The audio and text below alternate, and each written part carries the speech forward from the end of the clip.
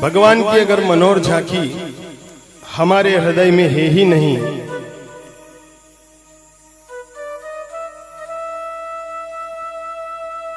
तो हमारा प्रेम भगवान से नहीं हो सकता। बंधुओं, बहुत सुंदर संकल्प यजमान का है। बंधुओं, बहुत सारे काम धन बल से होते हैं। धन से ज्यादा बल शरीर का। अगर आपके पास पर्याप्त धन भी है और आपको कई तरह की बीमारियां हैं, तो आप उस धन का उपयोग नहीं कर सकते। एक करोड़पति व्यक्ति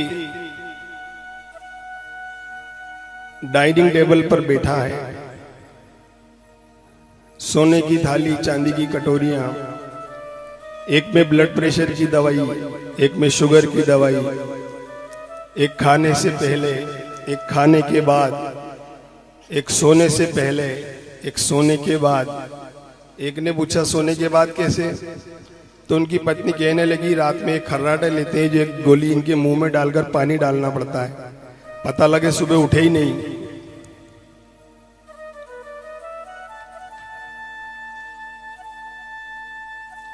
रूप गोस्वामी जी कहते हैं कि बहुत सारे कर्म धन बल से होते हैं। धन से बड़ा बल बुद्धि का, शरीर का।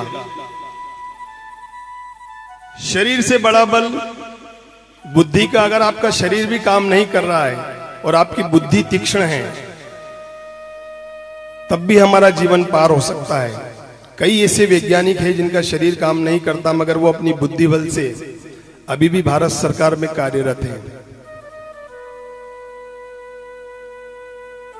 बुद्धि से बड़ा बल मनोबल का। अगर व्यक्ति में मनोबल है तो कुछ भी कर सकता है। मनोबल से बड़ा बल है आत्मबल, और आत्मा के बल से भी बड़ा है परमात्मा का बल। बंधुओं, मैं ये कहना चाहता हूं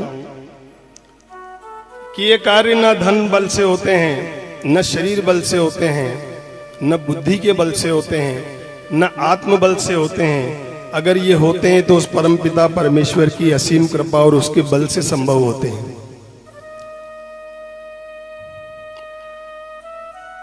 भागवत कोई सामान्य ग्रंथ नहीं है। ये किसी लेखक की लेखनी नहीं है, किसी उपन्यासकार का उपन्यास नहीं है।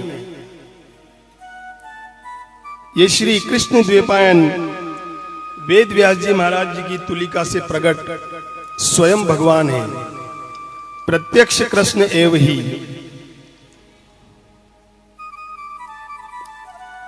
भाग्य से हम कथा सुनते हैं, और कथा सुनना 9 ही प्रकार की भक्ति में सबसे श्रेष्ठ है। अच्छा, आप यहां कथा सुनने आ भी गए, पर आप सुन ही लें ये आवश्यक नहीं है। बैठे बैठे भी नींद आ जाती है,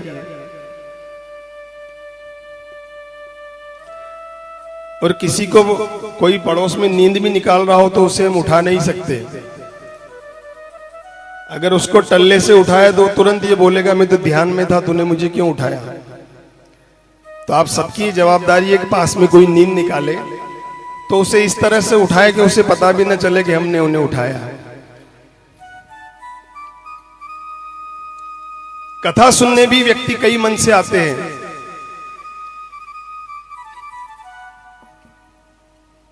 कोई आदि से आता है, कोई व्याधि से आता है। किसी की कोई कामना होती है, चलो कथा सुनते हैं।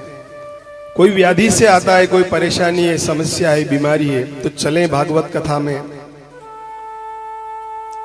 और कल भी आपने सुना था कि भागवत कथा कल्पवृक्ष के समान है। आप इससे जो मांगोगे वो मिलेगा। कोई आदि से आता है, कोई व्याधि से आता है, कोई धी से आता है, बुद्धि से, कि चलकर देखते हैं कैसी कथा हो रही है, क्या क्या मिस्टेक हो रही है, क्या क्या दिक्कत है। कोई इस मन से भी आता है। कोई विधि से आता है कि भागवत कथा हो रही है, चलना चाहिए। पुण्य लगता है, और कोई लोकाम बुद्धि से आता है। लोकाम बुद्धि मतलब कि हम इनके यहां जाएंगे तो ये हमारे यहां आएंगे, इसलिए चलना चाहिए। पर बंधुओं, भागवत ये कहती है कि भागवत को तो निष्काम भाव से सुनना चाहिए।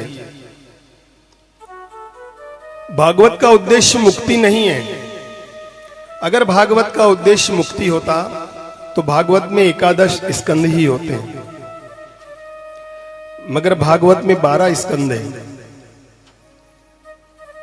भागवत का मूल उद्देश्य भगवान के चरणों में प्रीति, वृंदावन बांकेलाल बिहारी के चरणों में पूर्ण समर्पण।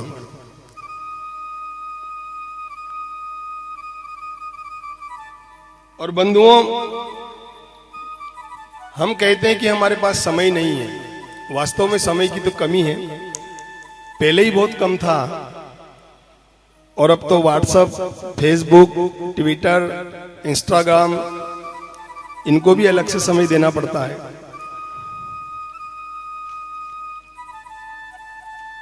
भगवान ये कहते हैं कि तू मेरे लिए 5 मिनट निकाल कर देख, मैं तेरे लिए 50 मिनट निकालूंगा।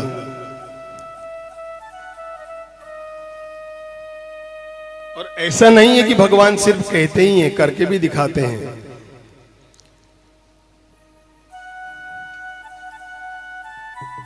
आपको केवट का प्रसंग बड़े अच्छे से याद होगा।